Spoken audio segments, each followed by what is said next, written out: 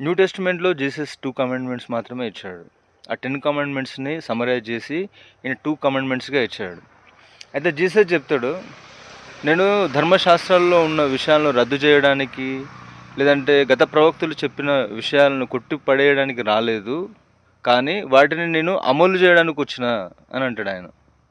అయితే ఆ 10 కమాండ్‌మెంట్స్‌ని సమ్మరైజ్ చేసి ఆయన చెప్పినటువంటి 2 కమాండ్‌మెంట్స్ ఏంటనేది చూస్తే, మొదటిది నీ దేవుడైన యెహోవాను నీ పూర్ణ హృదయంతో, నీ పూర్ణ మనస్సుతో, నీ పూర్ణ బలముతో ప్రేమించు అని చెప్తాడు.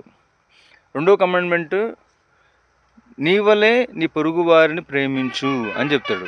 మొట్టమొదటి చూస్తే మనము నీ పూర్ణ హృదయంతో, పూర్ణ మనసుతో, పూర్ణ బలంతో దేవుడైన యెహోవాను ప్రేమించు అన్నప్పుడు నీకు యెహోవా ఒక్కడే దైవం ఉంటాడు.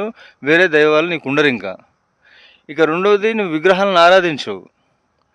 ఇక మూడోది చూస్తే వ్యర్థంగా దేవుని నామాన్ని ఉచ్చరించవు. ఆయనను ప్రేమిస్తున్నావు నువ్వు పూర్ణ హృదయము, మనస్సు, బలముతో. తర్వాత విశ్రాంతి దినాన్ని పాటిస్తావు. ఆయన ఏదైతే చెప్పిండో దాన్ని నువ్వు డెఫినెట్గా చేస్తావు. ఇంకా రిమైనింగ్ 6 నీ వల్ల నీ పొరుగు వారిని నువ్వు ప్రేమించు అన్నప్పుడు అక్కడ నీ తల్లిదండ్రులను నువ్వు సన్మానిస్తావు. తర్వాత నువ్వు హత్య చేయవు, దొంగతనం చేయవు, వ్యభిచరించవు, అబద్ధ సాక్ష్యము చెప్పవు, నీ పొరుగువారి భార్యను కూడా ఆశించవు.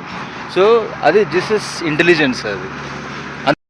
ఈ 2 కమాండ్‌మెంట్స్ ద్వారా జీసస్ యొక్క గొప్పతనం మనకు అర్థమవుతుంది. ఎందుకంటే గత ప్రవక్తలు చెప్పినటువంటి విషయాలను ఆయన కొట్టిపడేయలేదు. అదేవిధంగా ధర్మశాస్త్రాల్లో ఉన్నటువంటి విషయాలను ఆయన రద్దుపరచలేదు. పైగా వాటిని ఆయన ఇంప్రవైజ్ చేసి, సమ్మరైజ్ చేసి ఇంకా కొంచెం సరళంగా చేసి ఇచ్చాడు.